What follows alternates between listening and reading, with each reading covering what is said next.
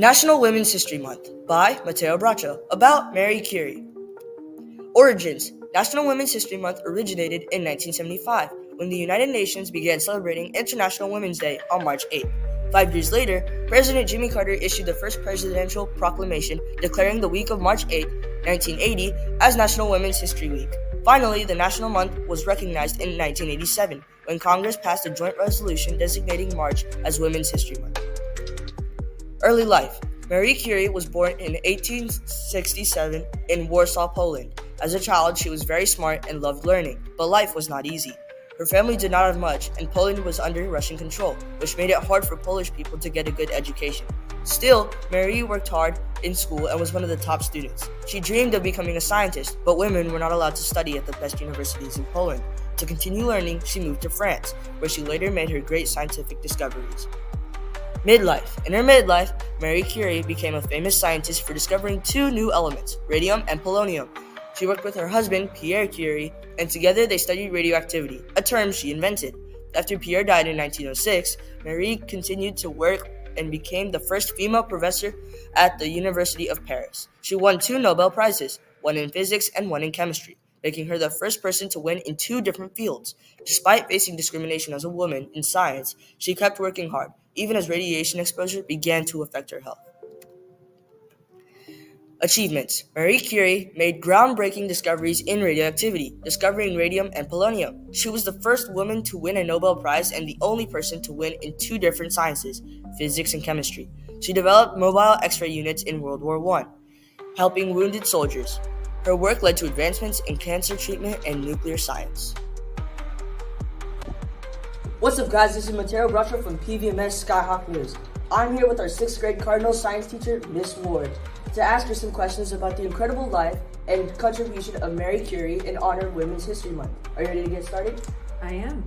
Alright, so how do you think Marie Curie's discoveries in radioactivity changed the field of science? I believe that a lot of her work changed the field of science in many different ways. So she opened the field of science to women.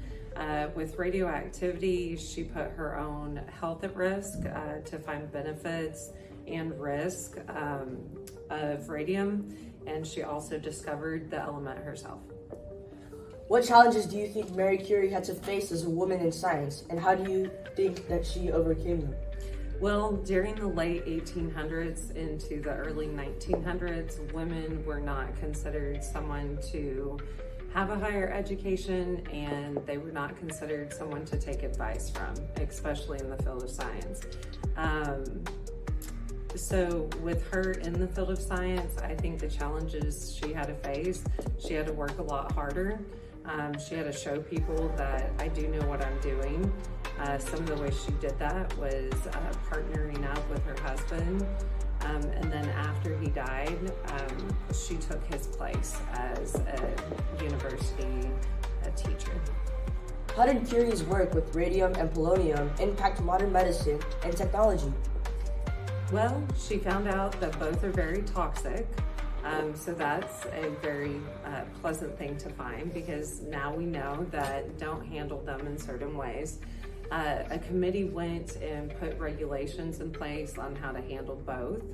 And then also it led to cancer research and how to use radium, which if you think of it, there's chemo and radiation for cancer treatment. What do you think is Marie Curie's most important legacy in science today? I don't think I can choose between the two of what I think is most important.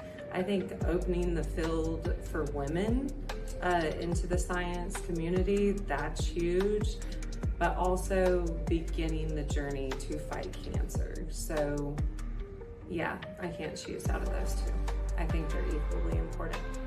Thank you for spending time with me for this interview. This has been Mateo Bracho from PVMS Skyhawk News signing off with Miss Ward. Keep soaring.